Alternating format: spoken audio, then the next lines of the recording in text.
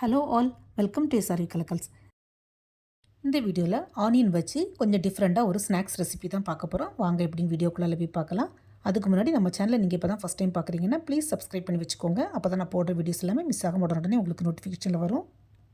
இந்த evening snacks பண்ணுறதுக்கு நான் ஒரு 7 வெங்காயம் எடுத்துருக்கிறேன். ஆனால் வெங்காயம் ரொம்ப பெருசாக இல்லாமல் கொஞ்சம் சின்னதாக பார்த்து எடுத்துருக்கிறேன். இந்த ஸ்நாக்ஸ் பண்ணுறதுக்கு ஃபஸ்ட்டு வெங்காயத்தோட 2 சைடையும் கட் பண்ணிவிட்டு தோலை உரிச்சு எடுத்துக்கலாம். நாம் வெங்காயத்தை சமையலுக்கு யூஸ் பண்ணும்போது அதில் உள்ள தண்டு பாகத்தை தூர போட்டுருவோம். பட் இதில் தூர போட வேண்டாம். இதை கட் பண்ணி நம்ம ஃப்ளவர் மாதிரி பண்ண போகிறோம். ஸோ அது இருந்தால் தான் கொஞ்சம் க்ரிப்பாக இருக்கும். ஃபஸ்ட்டு வெங்காயத்தை இந்த மாதிரி ஈக்குவல் போர்ஷனில் 2ஆக கட் பண்ணி எடுத்துக்கோங்க. கீழே வர கட் பண்ணக்கூடாது, ஒரு 3/4 பாகத்து கட் பண்ணி எடுத்துக்கோங்க. ஸோ இப்போ நமக்கு 4 லேயராக கிடச்சிரும். இதுக்கப்புறம் எவ்வளவு கட் பண்ண முடியுமோ அந்தளவுக்கு சின்ன சின்னதாக கட் பண்ணி விட்டுக்கோங்க. கட் பண்ணதுக்கப்புறமா வெங்காயத்தை லைட்டாக இப்படி விரித்து விட்டுக்கணும் கையை வச்சு. ஸோ பார்க்குறதுக்கு ஃப்ளவர் மாதிரி இருக்கும். ஃப்ரெண்ட்ஸ், நான் கொஞ்சம் சின்ன வெங்காயமாக பார்த்து தான் எடுத்துருக்கேன். நீங்கள் பெரிய வெங்காயம் கூட யூஸ் பண்ணிக்கலாம். இந்த ஸ்நாக்ஸ் பண்ணுறதுக்கு நம்ம சின்ன வெங்காயமாக பார்த்து எடுத்துக்கிட்டால் என்ன ஒரு அட்வான்டேஜ்னால் எண்ணெயும் நிறைய தேவைப்படாது. அதே நேரம் ஸ்டஃபிங்கும், அதாவது மசாலாலாம் உள்ள நல்லா பிடிக்கும். எல்லா வெங்காயத்தையும் மேக்ஸிமம் எந்த அளவுக்கு லேயர் மாதிரி கட் பண்ண முடியுமோ அந்த அளவுக்கு கட் பண்ணி எடுத்துக்கோங்க. இப்போ இந்த வெங்காயத்துக்கு மேலே கொஞ்சமாக உப்பு தூவி கையை வச்சு நல்லா உள்ளே வர படும்படியாக ஸ்ப்ரெட் பண்ணி விட்டுக்கலாம். ஏன்னா இந்த வெங்காயத்தை நம்ம முழுசாக போட்டு ஆயிலில் ஃப்ரை பண்ண வேண்டியிருக்குது. ஸோ உப்பு உள்ள வரைக்கும் நல்லா இறங்காது. அதனால இந்த மாதிரி கொஞ்சம் உப்பு போட்டு லைட்டாக ஊற வச்சுக்கலாம்.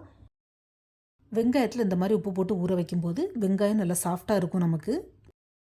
இப்போ இதை ஓரமாக வச்சுக்கலாம். ஒரு 5 மினிட்ஸ் இப்படியே இருக்கட்டும்.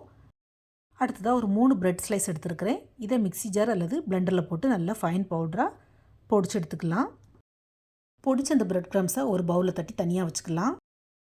இப்போ வேறொரு மிக்சிங் பவுல் எடுத்து அதில் கொஞ்சமாக கடலை மாவு ஆட் பண்ணிக்கலாம். கூடவே கொஞ்சம் கார்ன்ஃப்ளவர் சேர்த்துக்கலாம். கார்ன்ஃப்ளவர் ஒரு 2 to 3 ஸ்பூன் சேர்த்தாலே போதும். கார்ன்ஃப்ளவர் பதில் நீங்கள் அரிசி மாவு கூட ஆட் பண்ணிக்கலாம். இப்போ இதில் கொஞ்சம் சில்லி பவுடர், கொஞ்சமாக பெருங்காய பொடி, கொஞ்சமாக ஓமத்தை இந்த மாதிரி கசக்கி சேர்த்துக்கோங்க. இது ஃப்ளேவரும் நல்லாயிருக்கும், டைஜஷனுக்கும் நல்லது. அப்புறம் தேவையான அளவு உப்பு சேர்த்து நல்லா மிக்ஸ் பண்ணி விட்டதுக்கப்புறமா தண்ணி சேர்த்து நல்லா மிக்ஸ் பண்ணி விடணும். ஃப்ரெண்ட்ஸ், இந்த கடலை மாவு மிக்சிங் கொஞ்சம் கெட்டியாக தான் இருக்கணும். அதாவது பஜ்ஜி மாவுக்குலாம் நம்ம இந்த மாதிரி வைப்போமோ அதை விட கெட்டியாகவே இருக்கணும். எதுக்கு நான் அப்புறமா சொல்கிறேன். இந்த கடலை மாவு மிக்ஸ் பண்ணும்போது உப்பு கொஞ்சம் பார்த்து சேர்த்துக்கோங்க. ஏன்னா ஆல்ரெடி நம்ம வெங்காயத்துக்கு உப்பு ஆட் பண்ணியிருக்கோம். இப்போ மிக்ஸ் பண்ண கடலை மாவு பேட்டரை தனியாக வச்சுக்கலாம். வெங்காயத்தை பார்த்திங்கன்னா உப்பு அதில் இறங்கி நல்லா தண்ணி ஊறி போய் நிற்கும். ஸோ ஒரு டிஷ்யூ பேப்பர் வச்சு நல்லா தொடச்சி எடுத்துக்கலாம்.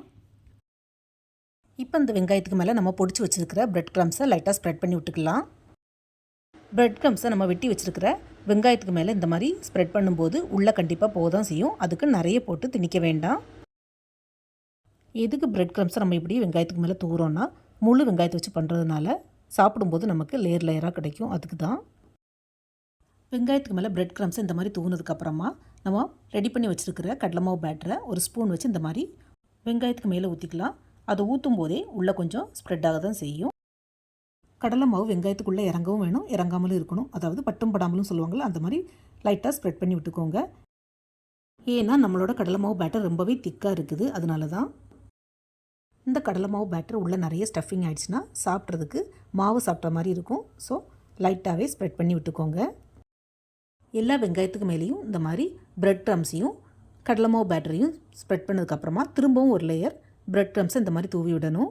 செகண்ட் டைம் பிரெட் க்ரம்ஸை தூவினதுக்கப்புறமா வெங்காயத்தை இந்த மாதிரி லைட்டாக விரித்து விட்டுக்கோங்க.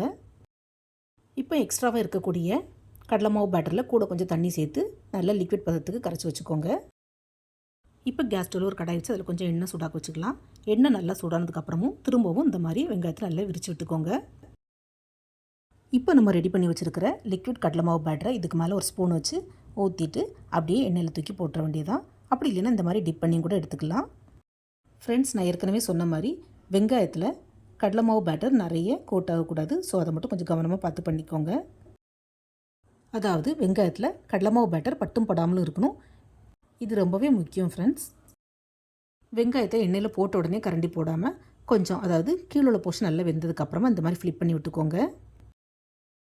2 சைடு இந்த மாதிரி நல்லா வெந்து ஆனியன் கிறிஸ்பி ஆனதுக்கப்புறமா எண்ணெயிலேருந்து எடுத்துக்கோங்க. அப்போ தான் டேஸ்ட் நல்லாயிருக்கும். இந்த மாதிரி எல்லா வெங்காயத்தையும் எண்ணெயில் போட்டு நல்லா ஃப்ரை பண்ணி எடுத்துக்கலாம். ஆனியன் ஃப்ரை ஆன பிறகு பார்க்குறதுக்கு லோட்டஸ் பெட்டல் மாதிரி லேயர் லேயராக இருக்கும். ஈவினிங் டீ காஃபி கூட ஒரே ஒரு இந்த வெங்காயம் ஸ்நாக்ஸ் இருந்தால் போதும், வயிறு நல்லா ஃபுல்லாக நிறைஞ்சிரும். இந்த மாதிரி டிஃப்ரெண்ட்டாக யாருமே ட்ரை பண்ணியிருக்கவே மாட்டேங்க ஃப்ரெண்ட்ஸ். ஸோ இந்த வீடியோ பார்த்ததோட விடாமல் நீங்களும் உங்கள் வீட்டில் கண்டிப்பாக ட்ரை பண்ணி பாருங்கள். எப்படி வந்ததுன்னு பிடிச்சிருந்தான்னு உங்களுடைய ஃபீட்பேக்கை மறக்காமல் ஷேர் பண்ணுங்கள். இதே மாதிரி வேறையும் இன்ட்ரெஸ்டான யூனிக்கான ரெசிபிஸ் அப்புறம் ஸ்நாக்ஸ் செய்யறதுக்கு எஸ்ஆர்வி கலக்கல்ஸை சப்ஸ்கிரைப் பண்ணி வச்சுக்கோங்க. இந்த வீடியோ பிடிச்சிருந்தா மறக்காமல் நம்ம சேனலை லைக், ஷேர் அண்ட் சப்ஸ்கிரைப் பண்ணுங்கள். தேங்க்ஸ் ஃபார் வாட்சிங். See you soon in the next video. Bye bye. Take care.